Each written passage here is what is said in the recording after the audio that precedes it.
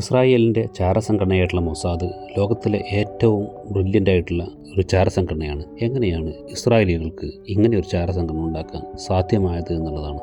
ഒന്നാമത്തെ കാരണം, അവർ ഏത് കൾച്ചറിൽ മിങ്കിൾ ചെയ്ത് ജീവിച്ചാലും അവർക്ക് എപ്പോഴും ഒരു യൂണിറ്റി ഉണ്ടാവും. അങ്ങനെയാണ് എല്ലാ രാജ്യത്തും അവർ ജീവിച്ചു പോന്നിട്ടുള്ളത്. കൾച്ചറൽ വാല്യൂസ് എല്ലാം അവർ ഫോളോ ചെയ്തു പോകുന്നുണ്ടായിരുന്നു. അതുകൊണ്ട് ആ യൂണിറ്റി അവർക്ക് ഉപയോഗപ്പെടുത്താൻ പറ്റി.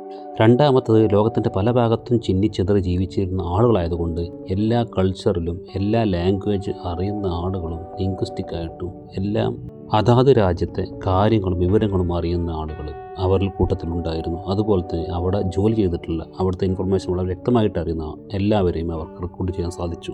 അതുപോലെ അവർ ഒരു മൈനോറിറ്റി ആണ് എന്നതുകൊണ്ട് ഒരിക്കൽ സെക്കൻഡ് മെജോറിറ്റി ആയിട്ടുള്ള ഒരു വിഭാഗമല്ലാത്തത് കൊണ്ട് അവർ വലിയൊരു ഭീഷണിയായിട്ട് ഒരു രാജ്യം കണ്ടില്ല. അതുകൊണ്ട് അവരുടെ സ്കില്ലുള്ളവരെ നല്ല കീ പോസ്റ്റുകളിലേക്ക് നിയമിക്കപ്പെട്ടു. പല രാജ്യങ്ങളിലും സെക്കൻഡ് മെജോറിറ്റി എന്ന് പറയുന്ന ആളുകൾക്ക് എപ്പോഴും ത്രെട്ട് ഉണ്ടാവും. പക്ഷേ ഇവരൊരിക്കലും സെക്കൻഡ് മെജോറിറ്റി ആയിരുന്നില്ല, ഇവർ മൈനോറിറ്റി ആയിരുന്നു. അതുകൊണ്ട് ഇവർ ത്രെട്ടായിട്ട് ആരും കാണാത്തത് കൊണ്ട് തന്നെ പ്രൈവറ്റ് ഗവൺമെൻറ് സെക്ടേഴ്സിൽ എല്ലാ രാജ്യങ്ങളിലും ഇവർക്ക് നല്ല ഉദ്യോഗം കിട്ടിയിരുന്നു.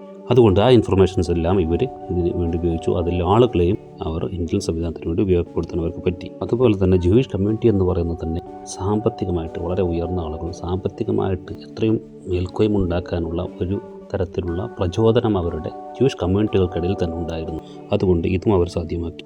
ഈ ഒരു കഴിവ് അങ്ങനെ ഒരു ശൈലെത്തണമെന്നുള്ളത് അവർ മുൻകൂട്ടി തീരുമാനിച്ചു. ഹോളോകോസ്റ്റ് എന്ന് പറയുന്ന തിക്താനുഭവങ്ങളിലൂടെയെല്ലാം ഇവർ കടന്നുപോയത് കൊണ്ട് തന്നെ ഇവരുടെ സ്പൈ നെറ്റ്വർക്ക് വളരെ വിപുലമായിട്ടും വളരെ ക്രൂരമായിട്ടും ചെയ്യുന്ന കാര്യങ്ങളെ പോലും മറ്റുള്ള അവർ ഒരിക്കലും ഒരു ഭീഷണിയാവാത്ത രാജ്യങ്ങൾ വളരെ നല്ല രീതിയിൽ പ്രോത്സാഹിപ്പിച്ചു.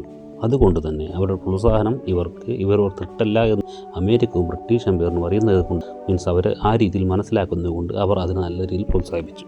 അവരുടെ യൂണിറ്റി കാരണം അമേരിക്കൻ ഇൻ്റലിജൻസിൽ പോലും ഇവരുടെ ഇൻ്റലിജൻസ് സംവിധാനങ്ങൾ അവർക്ക് കണക്ട് ചെയ്യാൻ വേണ്ടി സാധിച്ചു.